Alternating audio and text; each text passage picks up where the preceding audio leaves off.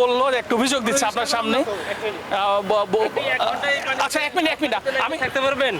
আমরা কালকে তো এই মতো বাড়িতে আমরা ওই জায়গায় কাজ করতে ধরে আছি, পায়ের অবস্থা দেখছেন, পায়ে যে ঘাটা জন্মেছে সেটা আমাকে ওই জায়গায় বিল্ডিং বিষয়টা হচ্ছে কি, এখান থেকে এখানে রিক্সা ভাড়া যেখানে 20 টাকা, সেই জায়গাতে ওনারা নিচ্ছে 60 টাকা। 50 টাকা নেওয়া হচ্ছে। আমরা তো সবাই এটা বোঝা দরকার, তাই না? আমার সামনে তো এনে সকালে আইছি 70 টাকা দিয়া, আবার মারা হয় জগা। আপনার কাছে 200 আপনি টাকা একটা টিপ মেরে দেখান তো কেমন করেন 200 টাকা ভাড়া। 200 টাকা মন চাইলে আমি একটু বলি হাইটে যাবেন। হাইডে যাবো কি লাগা?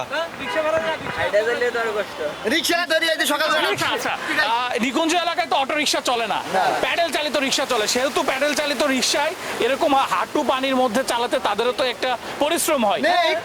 নেই 30 টাকা বা 20 টাকা নিক, কিন্তু ওই ডাবল 3 ডাবল নিয়ে তো উচিত না। 50 টাকা যখন তেলের দাম যখন 20 টাকা ছিল 60 টাকা করছে, তখন আপনারা কই ছিলেন? ওই কথা কিন্তু বাংলাদেশে যারা এডুকেটেড পারসন তারা কলম দিয়ে মনে করেন দুর্নীতি করে, আর যদি মনে করেন যে এই যে তেলের দাম বাড়ালে 1 টাকা বাড়ালে 10 টাকা বাড়াইছে, 50 টাকা বেশি নিচ্ছে, এটা আপনাদের গায়ে লাগতেছে না? যেতে কষ্ট হচ্ছে। সরকার দুর্নীতি করছে, আপনারা দুর্নীতি করবেন। আপনি দুর্নীতি করেন না? আপনিও তো সেম কাজটা করেন আপনার কাছে যখন যাবেন।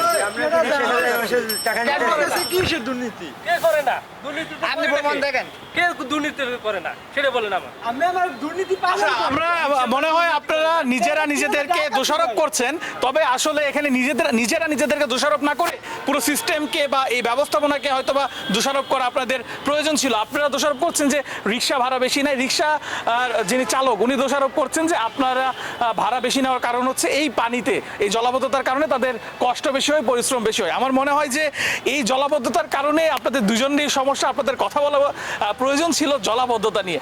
অর্থাৎ আপনাদের দুজনের মধ্যে বা রিক্সা চালক যাত্রীদের মধ্যে ঝামেলা না করে আমরা আশা করব যে আপনারাও চাইবেন এবং আমরাও চাইবো দর্শকের কাছে যে যত দ্রুত সম্ভব রয়েছে যারা সংশ্লিষ্ট কর্তৃপক্ষ রয়েছেন তারা যত দ্রুত সম্ভব রাজধানীর এই নিকুঞ্জ এলাকায় যে জলাবদ্ধতা রয়েছে সেই জলাবদ্ধতা যত দ্রুত সম্ভব সেটি যাতে সমাধান করা হয়। না হলে এরকমই রিক্সা চালক এবং যাত্রীদের মধ্যে কিন্তু হরহামেশাই কিন্তু এমন কথা কাটাকাটি বা তর্ক বিতর্ক চলতে থাকে।